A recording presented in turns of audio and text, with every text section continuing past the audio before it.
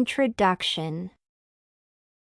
Social media are internet-based channels that aid people in communication. It creates an environment where users can have conversations, share information, and make content. Today, there are many types of these platforms such as blogs, microblogs, wikis, Facebook, Twitter, Instagram, Telegram, WhatsApp, LinkedIn, photo-sharing sites, instant messaging, podcasts, widgets, and virtual worlds. Globally, billions of people including adults and children now have social media accounts. Professionals use the avenues to build networks by linking with other experts in their industries. Most platforms require that only those who are at least 13 years old use their sites.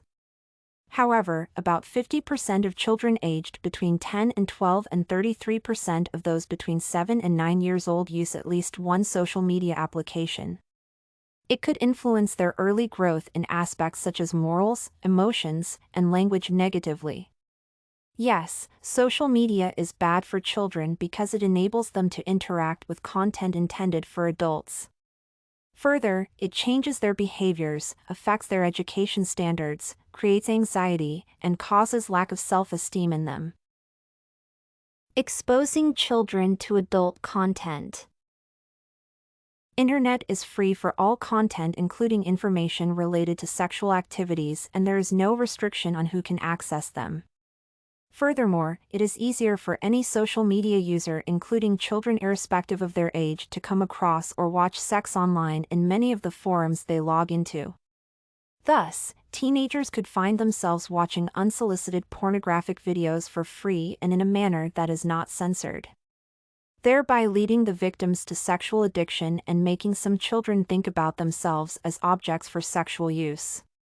At the same time, teenagers find themselves sending or posting sexually explicit images online, and this has in some instances been used by sex offenders to lure and exploit them.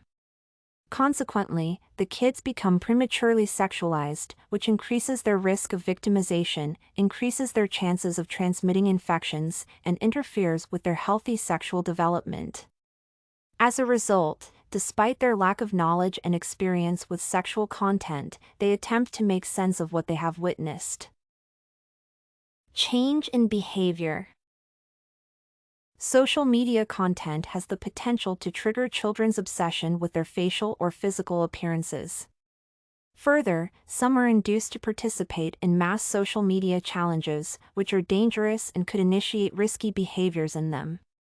In addition, children who are actively engaged online most of the time can easily develop an addiction called problematic internet use. Likewise, some get lured into drugs and substances such as alcohol, tobacco, and marijuana.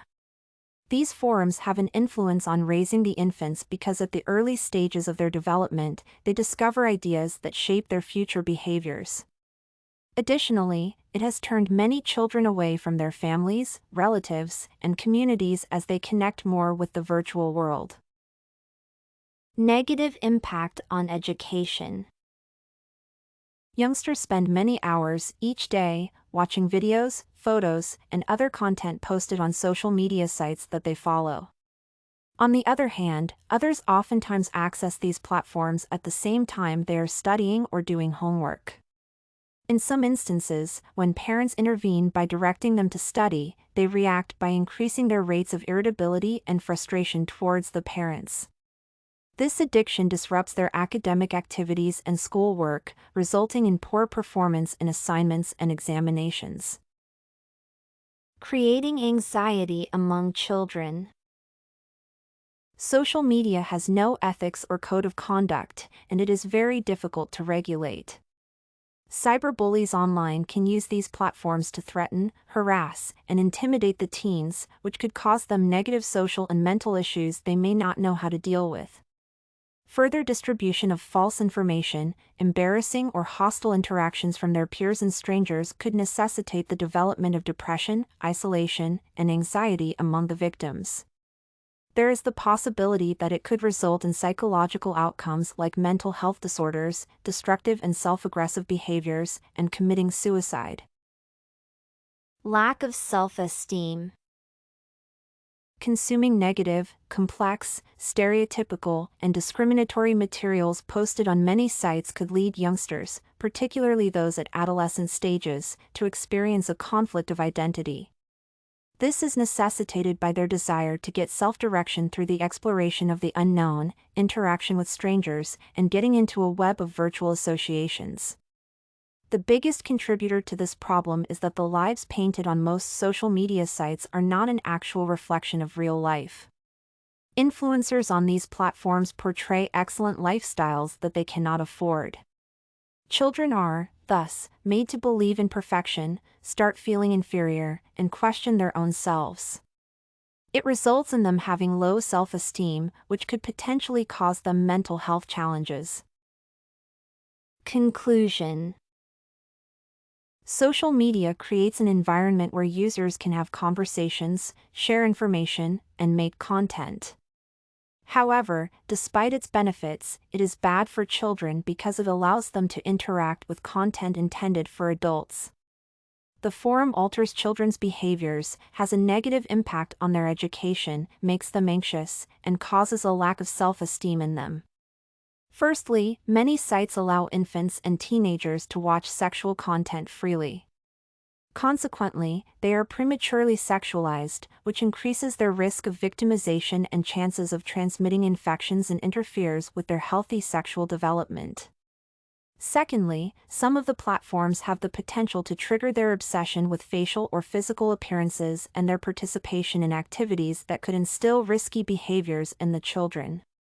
There are chances that those who spend too much time online could develop an addiction known as problematic internet use and be involved in alcohol and drug abuse. Thirdly, many youths oftentimes spend much time on social channels, and sometimes they access them while studying.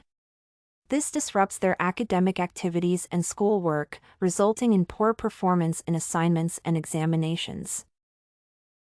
Almost all of these sites have no ethical code of conduct, they are not regulated, and people use them as they wish.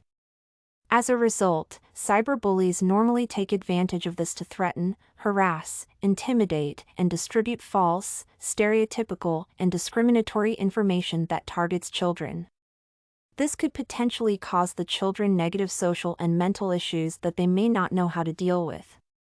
Likewise, embarrassing or hostile interactions with their peers and strangers could necessitate the development of depression, isolation, and anxiety, which could lead to mental disorders, self-aggressive behaviors, low self-esteem, and even suicide.